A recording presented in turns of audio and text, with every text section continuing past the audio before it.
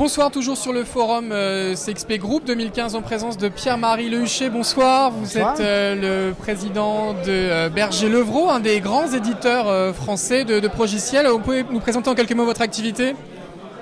Berger Levrault est une entreprise donc, en effet d'environ 130 millions d'euros de chiffre d'affaires qui produit des logiciels pour le secteur public, majoritairement les collectivités locales, départements, régions et villes, également le secteur de la santé, donc les hôpitaux et l'ensemble du secteur médico-social, ainsi que des cliniques privées.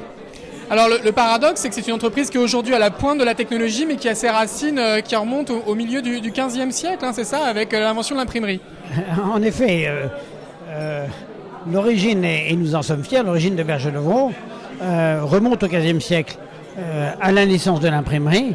Les pères fondateurs de ce qu'est devenu aujourd'hui cette aventure industrielle étaient imprimeurs et progressivement se sont spécialisés dans la production de documents d'information servant à la gestion des administrations, à la gestion de l'État, jusqu'à devenir un éditeur de logiciels dans les années 90-2000 et à se transformer à ce qu'elle est devenue aujourd'hui, principalement un éditeur de logiciels, mais qui n'a pas renoncé à sa culture d'origine, puisqu'à côté des logiciels que nous développons, nous avons toujours ce rôle d'éditeur de livres, d'éditeur d'ouvrages autour d'informations métiers. D'accord.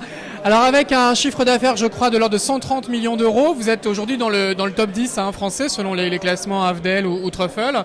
Néanmoins, c'est quand même difficile de vendre des logiciels en France. On a des géants dans le domaine des services numériques, mais on a quasiment qu'un seul éditeur qui dépasse le milliard d'euros de chiffre d'affaires en France.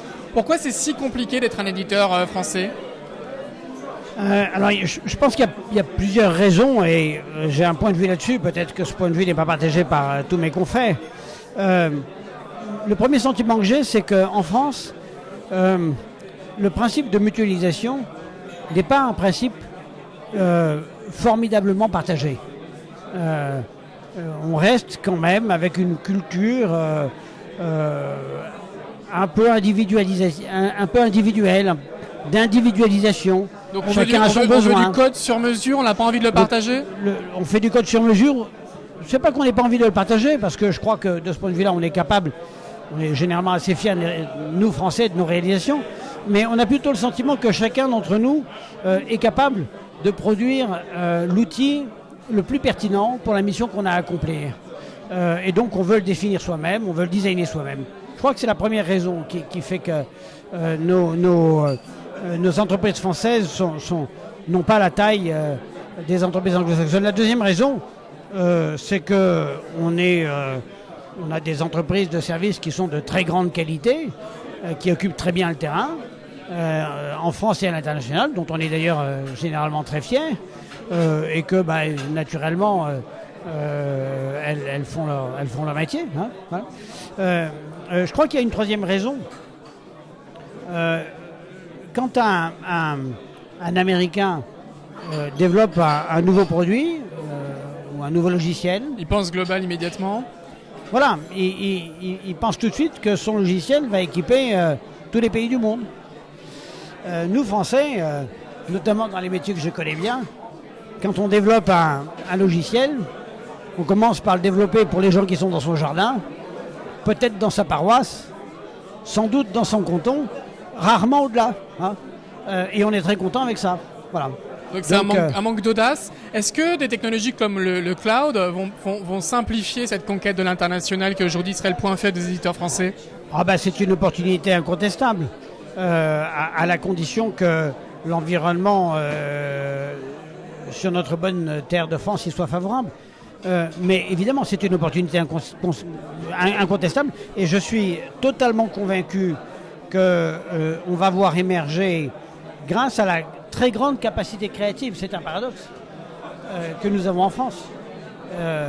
On a une vraie capacité créative. Elle se démontre partout où nos compatriotes réussissent merveilleusement. la décision récente de Facebook de mettre son centre d'intelligence artificielle à Paris en est une preuve. Ça va donner de belles réussites et le cloud va les encourager. Ça va être un accélérateur, vous avez raison. Dernière question, le forum CXP cette année est intitulé « Le numérique au service des métiers ». Les métiers aussi seront aujourd'hui les principaux acheteurs de technologies, quitte à peut-être court-circuiter les DSI. On va acheter le logiciel tout simplement via son browser, sans forcément passer par des équipes internes. Alors moi, je crois beaucoup à ce qui a été dit lors de ce colloque, lors de ce séminaire de fin de colloque. Le client va devenir au centre de la problématique d'une manière générale. Le client plus que la technologie. À quoi s'intéresse le client ? À son métier, à son besoin. Notre production et notre valeur ajoutée doit être formidablement orientée vers le service apporté au client, c'est-à-dire donc vers le métier.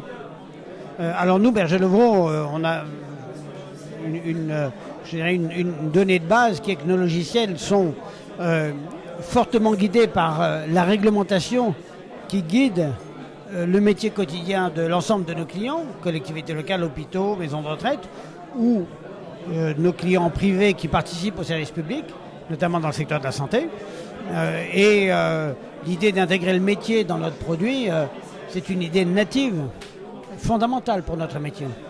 Donc on est ravis de cette évolution, mais je crois que aujourd'hui, les approches stratégiques modernes convergent vers ce type de considération. Très bien. Pierre-Marie Luché, je vous remercie. Merci beaucoup.